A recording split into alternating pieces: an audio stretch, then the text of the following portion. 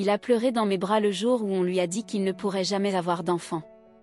Je suis restée à ses côtés quand il n'osait même plus se regarder dans un miroir.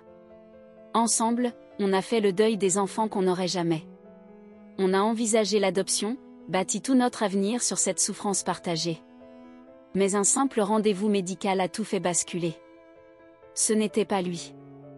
C'était moi. L'hôpital s'était trompé. Et dès qu'il l'a su, il m'a regardé droit dans les yeux et m'a dit que je n'étais plus une vraie femme. Puis il a fait ses valises. 6 ans de mariage balayés. Parce que je ne pouvais pas lui donner d'enfant. 2 mois plus tard, je l'ai vu, main dans la main avec une femme enceinte. Mais le pire, c'est ce que j'ai découvert ensuite. Je n'ai pas réussi à parler. Impossible. Mes mains tremblaient en tenant la feuille qu'elle venait de me remettre. L'année dernière, cette même clinique nous avait annoncé qu'il souffrait d'azoospermie non obstructive. Un mot complexe pour dire qu'il était stérile. Je revois encore la façon dont il s'est effondré ce soir-là. Il s'était blotti contre moi en murmurant « Quel genre d'homme ne peut pas donner un enfant à sa femme ?» Je l'avais tenu contre moi, embrassé sur le front, et soufflé « On trouvera une solution. » Ensemble. On s'était renseigné sur l'adoption. On avait assisté à des réunions d'information. Même visité un foyer. Il avait mis du temps à s'y faire, mais il avait fini par s'impliquer, parce que je ne l'avais jamais lâché. Parce que je l'aimais plus que tout. Mais maintenant, c'était moi, le problème. Je suis rentrée chez nous sans dire un mot. L'enveloppe posée sur le siège passager, aussi lourde qu'un secret. Il était dans la cuisine en train de couper des pommes, comme si de rien n'était. « Ça va, chérie ?» m'a-t-il demandé en voyant mon visage. J'ai simplement posé la feuille sur le plan de travail. Ils se sont trompés, ai-je dit. Il s'est figé. A regardé le papier. Puis moi. Tu veux dire que je vais bien? J'ai hoché la tête. Et toi, non? Un autre hochement. Un silence s'est installé. Long. Puis, sans prévenir, il a éclaté de rire. Pas un rire joyeux. Un rire amer, nerveux. Eh bien, a-t-il lancé d'une voix glaciale, ça explique beaucoup de choses. J'ai cligné des yeux. Ça veut dire quoi? Ça veut dire, a-t-il répliqué en s'énervant, que j'ai passé un an à faire le deuil d'un truc qui n'était même pas ma faute. Je me croyais foutue. Tu sais ce que ça fait à un homme? J'ai avalé ma salive. Oui. J'étais là, tu te souviens? Il a reculé. Comme si ma présence le dégoûtait. Non. Tu comprends pas. Je suis restée avec toi parce que je pensais qu'on était ensemble dans cette galère. Maintenant, t'es juste une femme qui peut pas me donner d'enfant. Ces mots m'ont giflé en pleine poitrine. Il est passé devant moi, a attrapé ses clés. Faut que je réfléchisse. M'attends pas. Il n'est pas rentré cette nuit-là. Et ce n'était que le début. Il n'est pas rentré cette nuit-là. Ni la suivante. Le 3e jour, j'ai ouvert le placard de notre chambre et découvert que sa moitié était vide. Quelques tiroirs encore pleins, comme s'il n'avait même pas eu le courage de terminer de partir. J'ai envoyé des messages. Appelé. Rien. Silence total. Le 4e jour, un simple message est tombé. Je peux pas. Je suis chez David pour l'instant. Merci de ne pas me contacter. David. Son collègue. Celui avec qui il jouait au squash. Celui qui, un jour, m'avait dit en riant, « Si j'étais ton mari, je te laisserais jamais filer. » J'avais souri à l'époque. Aujourd'hui, je n'étais plus sûre de rien. La semaine qui a suivi, j'ai fait semblant. Je suis allée bosser.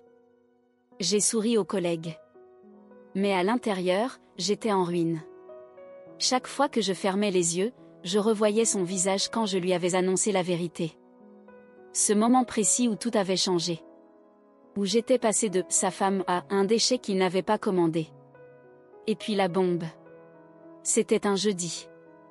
Je sortais d'un rendez-vous client quand mon téléphone a vibré, notification d'une story Instagram d'une connaissance commune. Je n'étais pas identifiée. Mais j'ai cliqué. Et là, je l'ai vu. Mon mari. Son bras autour d'une femme que je ne connaissais pas. Le ventre rond, bien visible. Légende. Félicitations aux futurs parents. Je n'ai pas pleuré. Pas tout de suite. Je suis restée figée. Parce que la date du poste indiquait, il y a 2 jours. 2 jours. Il m'avait quittée, et 48 heures plus tard, il célébrait un bébé avec une autre. Je suis restée assise dans ma voiture pendant 1 heure, incapable de respirer normalement. Puis j'ai composé son numéro. Pas de réponse. Alors j'ai appelé David. Quelqu'un a décroché. Mais ce n'était pas lui. Bonjour, c'est Brooke, a dit une voix douce. Désolé, Andrew est sous la douche. Je peux prendre un message ? J'ai raccroché. Quelque chose s'est brisé à l'intérieur. J'ai pris ma voiture et foncé chez David. J'ai frappé. 1 fois. 2. C'est lui qui a ouvert. T-shirt. Cheveux mouillés. Aucun remords. T'es sérieux ? Ai-je dit. Ma voix m'était étrangère. Il n'avait pas l'air surpris. Juste épuisé. Comme si j'étais un problème de plus à gérer. Je comptais te le dire, a-t-il lancé. Mais le moment n'était jamais bon. J'ai regardé derrière lui. Elle était là. Brooke. Dans son couloir. Portant un de ses vieux sweats. Elle est enceinte, ai-je murmuré. De 6 mois, a-t-il répondu sans me regarder. On se voit depuis un moment. Depuis combien de temps ? Il a hésité. Puis, environ 1 an. J'ai reculé. 1 an. Il savait qu'il était fertile depuis tout ce temps. Il me trompait pendant qu'on parlait d'adoption. Je l'ai fixé droit dans les yeux. Toute cette histoire sur le fait que t'étais cassé, c'était du cinéma ? Juste pour que je découvre jamais la vérité ? Son silence a tout dit. Je suis partie. Mais j'en avais pas fini. Pas du tout. Je n'ai pleuré qu'une fois rentrée chez moi. Et ce n'étaient pas des larmes silencieuses. C'était violent. Brutal. Le genre de sanglot qui t'arrache la gorge, qui t'écrase la poitrine comme si tu te noyais depuis des heures. Parce que c'est exactement ce que je ressentais. 12 mois. Il m'avait trahi pendant 12 mois.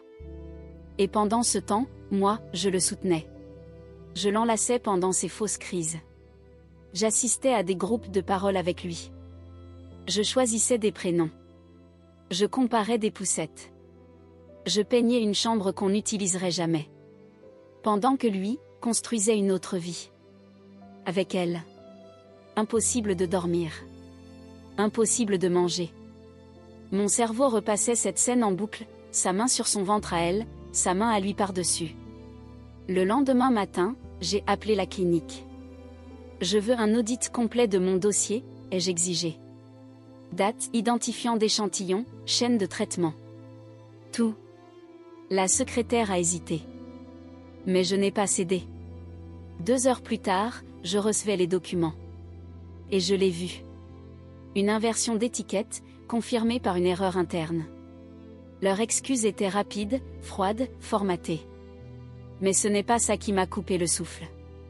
C'était la date du test. Parce que les résultats corrigés, ceux qui prouvaient que j'étais celle atteinte d'infertilité, avaient été envoyés dans sa boîte mail à lui. Pas la mienne. 2 mois plus tôt. Il savait. Il savait avant même qu'on parle d'adoption. Avant sa crise. Avant que je le serre contre moi comme une idiote. J'ai tout imprimé. Mis en surbrillance les en-têtes de mai. Pris des captures d'écran. Pas pour supplier. Pas pour crier. Pour le détruire méthodiquement. J'ai demandé le divorce dès le lendemain. Pas un mot. Pas une explication. Assignation envoyée à son bureau par un coursier. L'enveloppe a atterri sur son bureau sans un regard. Avant midi, il appelait. Je n'ai pas décroché. Puis les messages ont afflué. On peut parler ? Tu fais une erreur.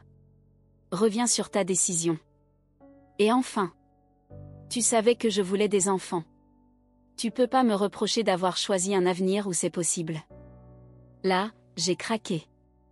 Je lui ai répondu un seul message. Tu l'as choisi bien avant de savoir que j'étais stérile. Tu l'as choisi pendant que je dormais encore à tes côtés chaque nuit. Donc non, ce n'est pas une erreur. C'est une rectification. Je l'ai bloqué. Mais j'en avais encore sous le coude. La semaine suivante, je suis allée voir un avocat. Ensemble, on a rédigé une déclaration, pas pour les réseaux sociaux.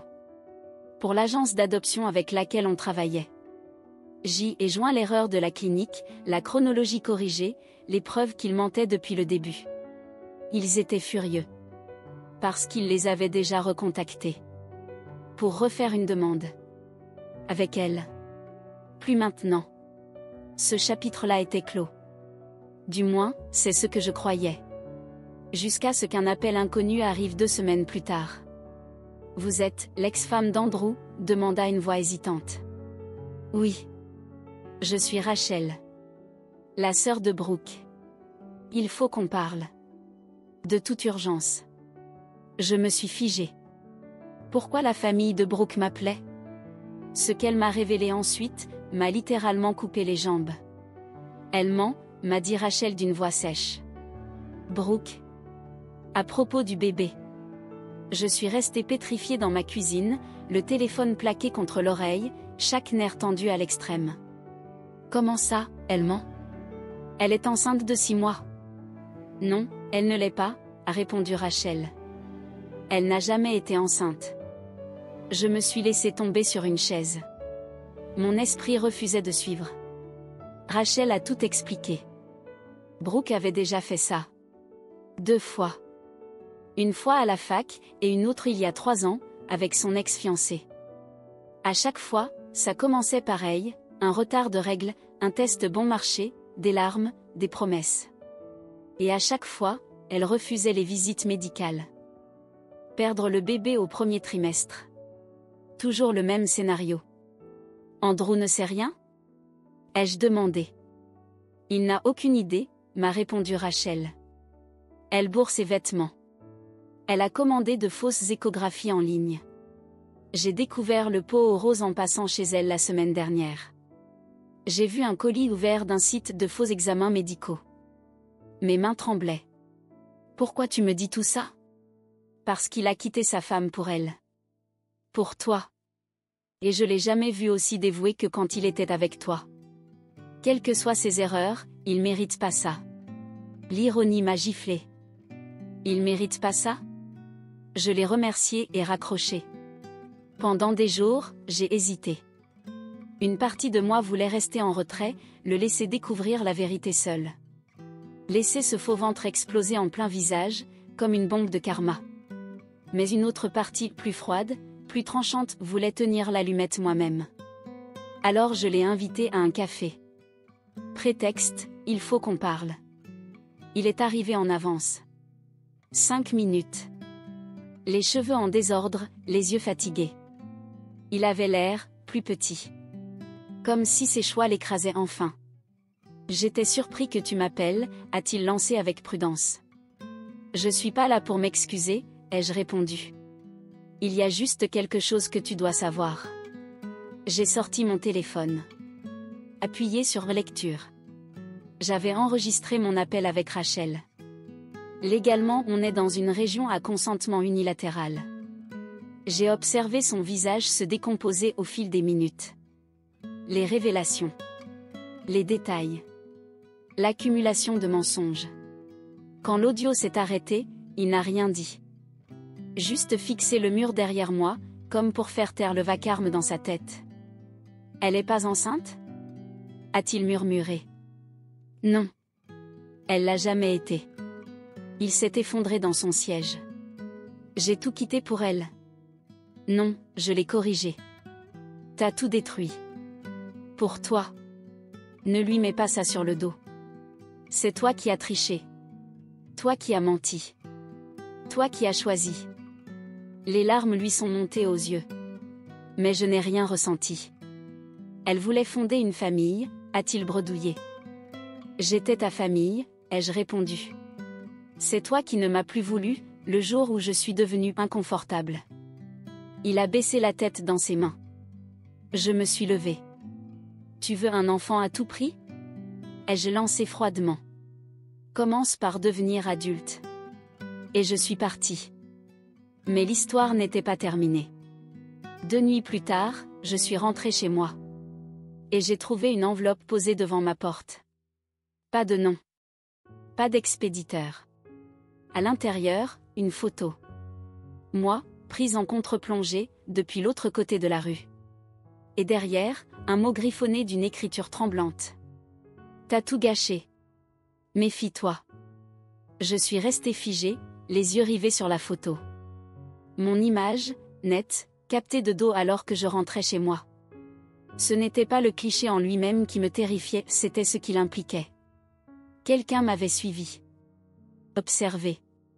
Et maintenant, cette personne voulait que je le sache.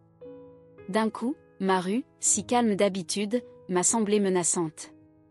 Chaque voiture garée devenait suspecte. Chaque quai, impossible abri. Je suis rentrée à l'intérieur en verrouillant la porte. 2 fois. L'écriture. Je ne la reconnaissais pas. Mais le message était limpide, quelqu'un me rendait responsable de tout ce gâchis. Et j'avais une idée de qui ça pouvait être. Brooke. Je ne lui avais jamais parlé directement. Mais peut-être qu'Andrew lui avait dit. Ou alors Rachel s'était échappée. D'une façon ou d'une autre, elle était au courant.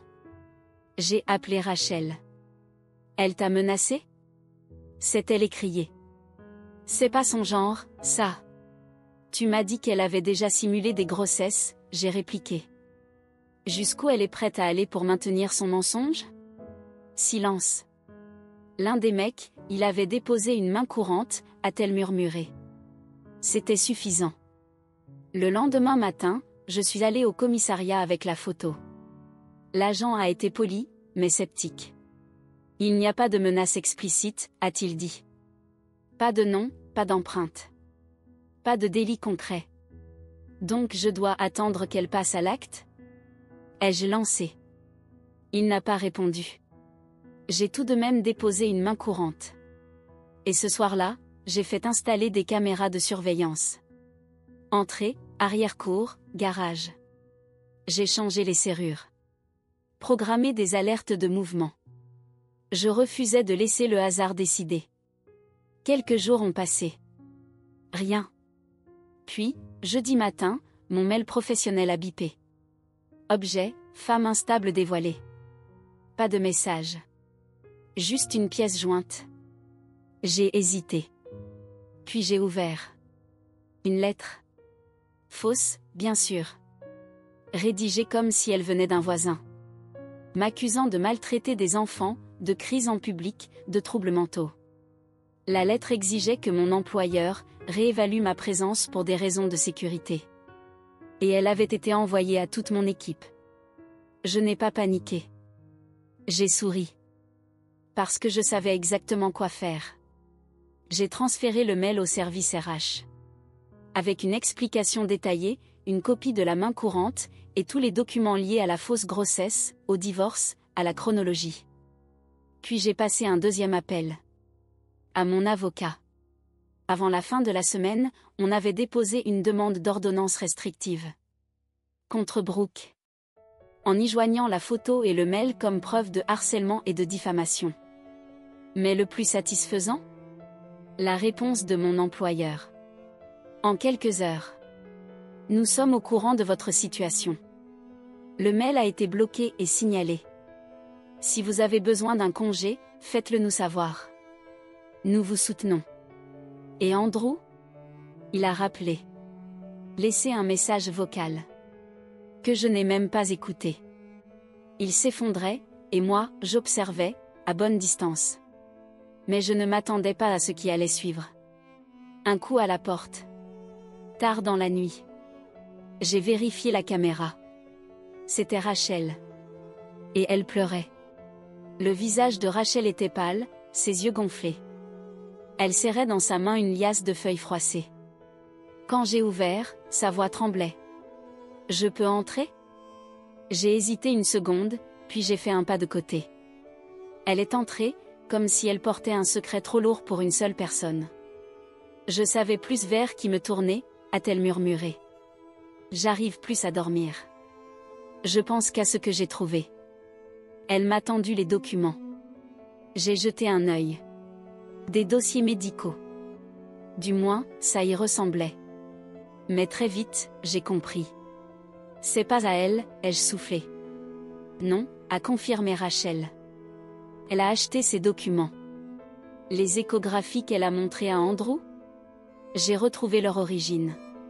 C'est un site qui vend des accessoires réalistes pour des jeux de rôle. Je suis restée muette. J'avais été humiliée, trahie, jetée, et tout ça à cause d'un mensonge de 49,99 € avec livraison express. Rachel a inspiré un grand coup. Et ce n'est pas tout. Elle ne ment pas seulement sur sa grossesse. Elle te suit. Mon sang s'est glacé. Quoi? Elle a récupéré l'ancien téléphone d'Andrew. Tu sais, celui qu'il aurait laissé chez elle? Elle y a installé une application de géolocalisation il y a des mois. Et comme vous partagiez encore un compte iCloud, elle a pu accéder à tout. Elle te suivait partout. Ton adresse. Ton boulot. Même ton supermarché habituel. Elle m'a montré des captures d'écran. Mon adresse. Des repères GPS nommés bureau, salle des sports, Leclerc. Tout y était. Elle me traquait depuis des semaines. Peut-être des mois. Il fallait que tu le saches, a conclu Rachel. Je sais que je suis liée à elle, mais après tout ce qu'elle a fait, je suis terrifiée.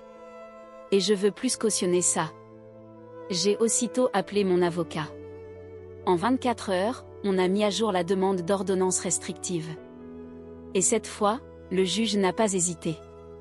Interdiction formelle de m'approcher à moins de 150 mètres. De mon domicile, de mon travail, de ma salle de sport. Une semaine plus tard, la police est allée frapper à sa porte. Elle a été notifiée. Devant Andrew. Et là, tout a explosé. Le lendemain, Andrew a débarqué à mon bureau. Hystérique.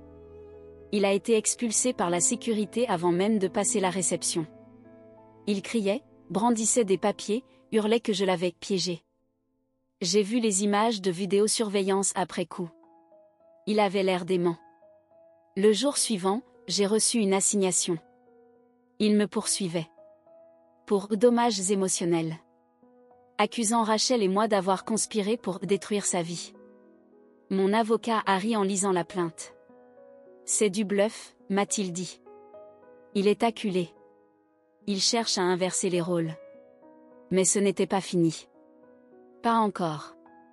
La veille de l'audience, j'ai trouvé ma voiture vandalisée. Pneus crevés. Pare-brise explosé. Une brique sur le siège passager.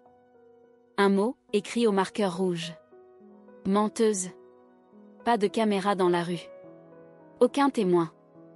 Aucune preuve directe. Mais je n'avais pas besoin de ça. Parce que Rachel m'a rappelé. Elle avait trouvé autre chose.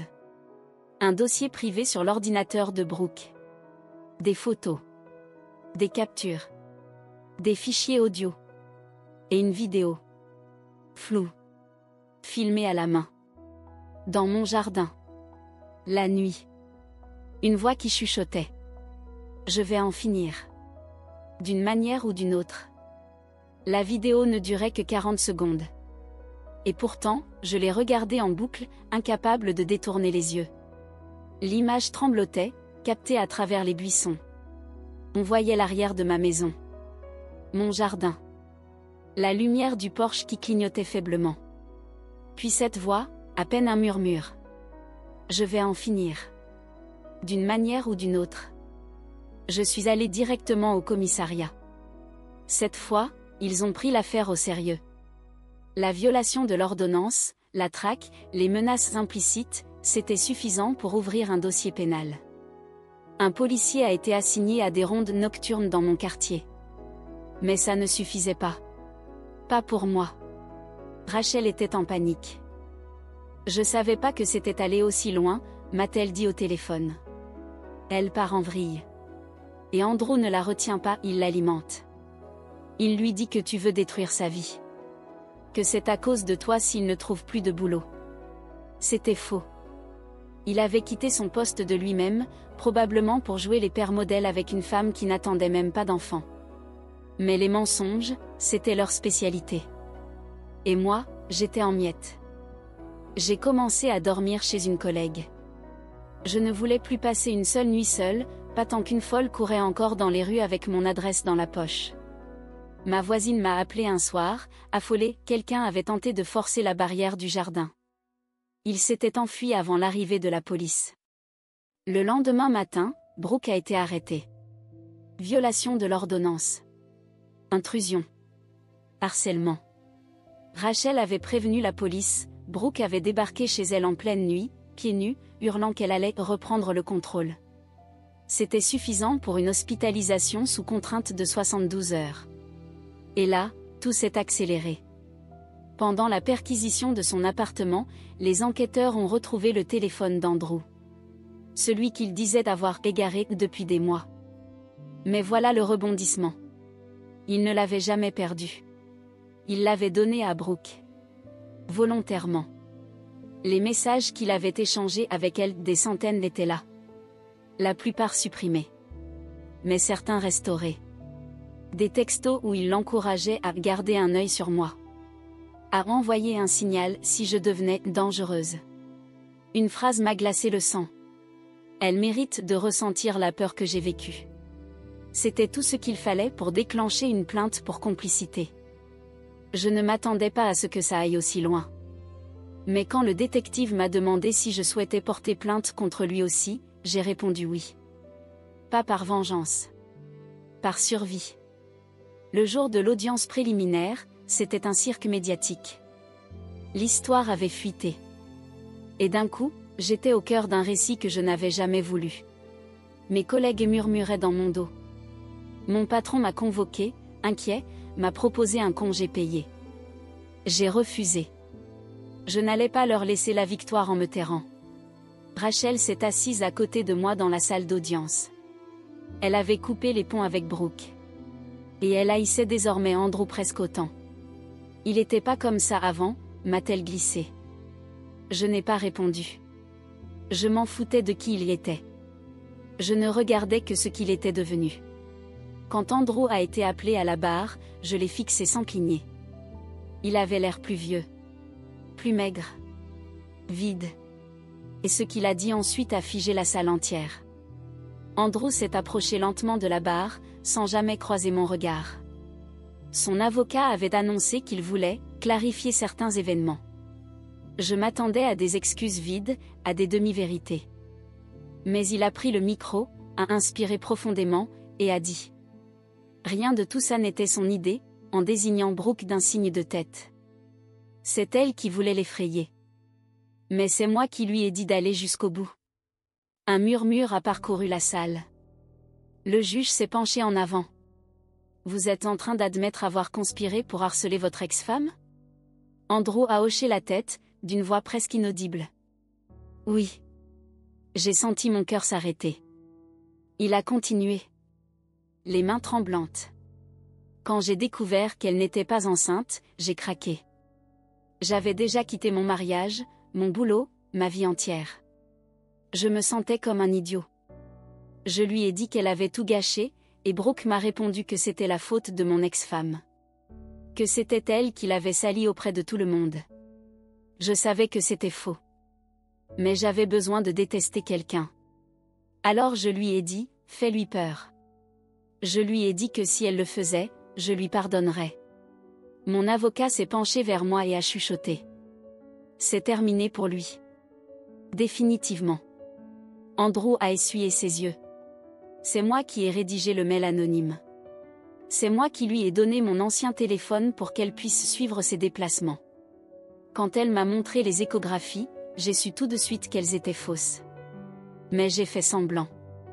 Parce que je me disais que si je ne pouvais pas réparer ce que j'avais brisé, au moins je pouvais lui faire ressentir la même douleur.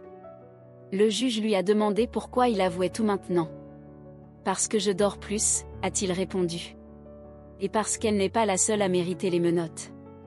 Ce jour-là, le procureur a immédiatement ajouté de nouveaux chefs d'accusation, harcèlement criminel, complicité de fraude, usage de faux à des fins de diffamation.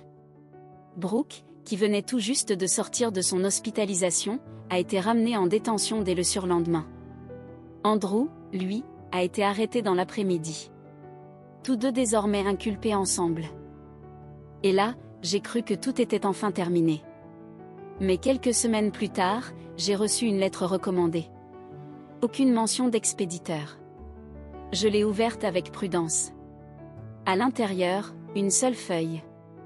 Un mot manuscrit. Tu crois que c'est fini? Mais non. Je t'oublierai jamais. Tu m'as tout pris. B. Je l'ai retournée. Elle avait été écrite au dos d'un dépliant d'un magasin pour bébés. Mais cette fois, je n'ai pas paniqué. Je l'ai tendue directement à la police. Avec l'historique, les violations précédentes, le dossier médical, les messages, les vidéos, ce message était la goutte de trop. Le tribunal a fixé une date pour un procès complet. Peine maximale envisagée. Et Rachel? Elle a déménagé. Nouvelle région. Nouveau numéro. Elle m'a envoyé un dernier message. Je comprends pas comment on a pu les laisser aller aussi loin. J'ai arrêté de vouloir comprendre, ai-je répondu. Maintenant, je veux juste survivre. Mais ce procès-là, ce ne serait pas pour survivre. Ce serait pour tourner la page. Et j'étais prête. La salle d'audience était bondée le jour de l'ouverture du procès. Journalistes, curieux, visages connus croisés autrefois dans ma vie. Mais moi, je suis entrée droite, la tête haute, les mains fermes. C'était le moment que j'avais été forcée d'endurer, de gagner, pas celui que j'avais demandé, mais que je n'éviterais plus.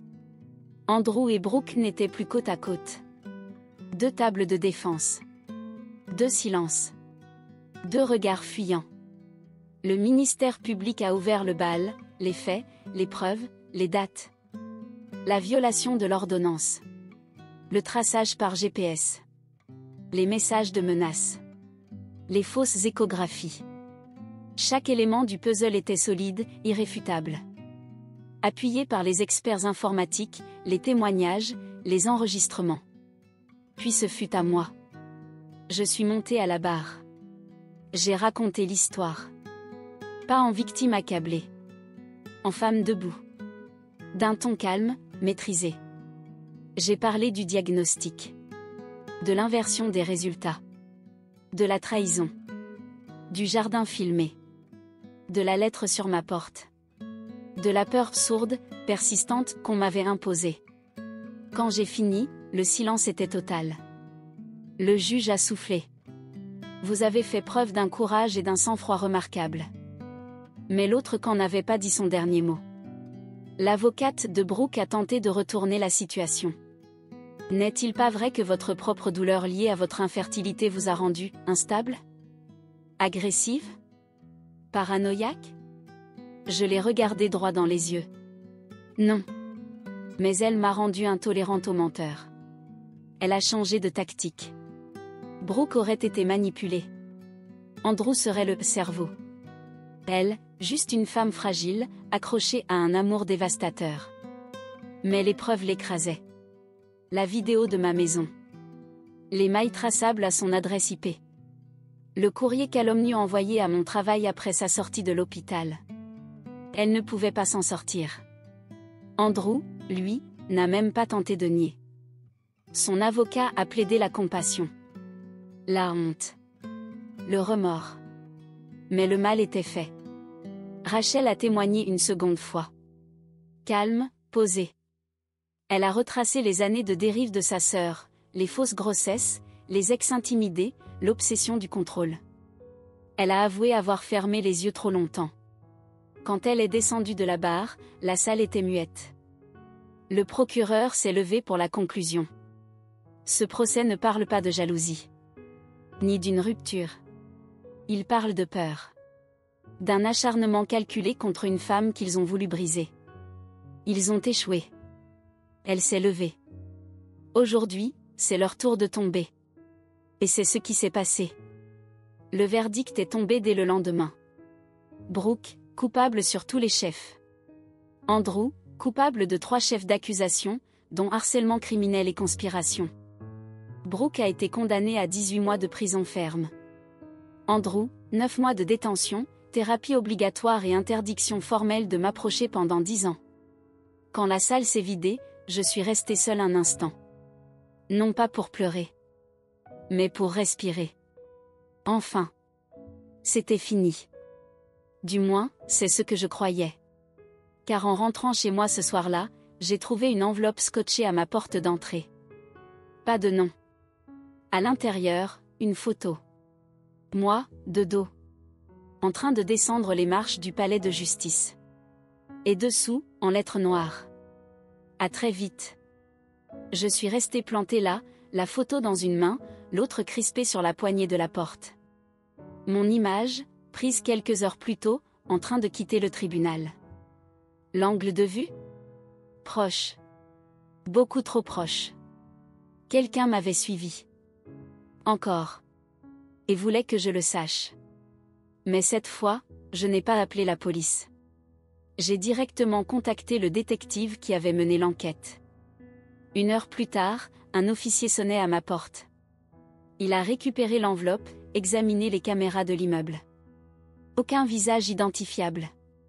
La personne avait évité chaque angle, chaque objectif. Mais elle avait laissé une trace. Une empreinte. Partielle, mais exploitable. 3 jours plus tard, j'ai reçu l'appel. Ce n'était pas Brooke. Ce n'était pas Andrew. C'était David. Le fameux David. L'ami de toujours. Le collègue chez qui Andrew était soi-disant hébergé. Celui qui, un jour, m'avait lancé « Si j'étais ton mec, je te lâcherais jamais ». Il ne m'avait jamais quitté des yeux. C'était lui, derrière la première photo. Celle sur mon perron. C'était lui, derrière la dernière menace. Quand la police l'a interrogé, il a admis. Je pensais pas qu'elle allait s'en sortir comme ça. Elle méritait pas de tourner la page comme si de rien n'était. Cette phrase m'est restée en tête. Elle méritait pas de s'en sortir. C'est ce qu'ils croyaient tous. Andrew. Brooke. David. Ils voulaient que je reste coincée dans leur histoire. Leur chaos. Leur mensonge. Ils voulaient que ma douleur soit permanente. Mais je n'étais jamais leur personnage secondaire. J'étais l'auteur de ma propre suite. J'ai vendu la maison. Changé de ville. Nouveau boulot. Nouveau numéro. Nouvelle étiquette sur ma boîte aux lettres. J'ai gardé uniquement les personnes qui avaient été là. Rachel. Une collègue devenue une amie. Quelques rares fidèles. Le reste? Écarté. Effacé. Mais même aujourd'hui, des mois plus tard, je jette encore un œil derrière moi quand je marche jusqu'à ma voiture.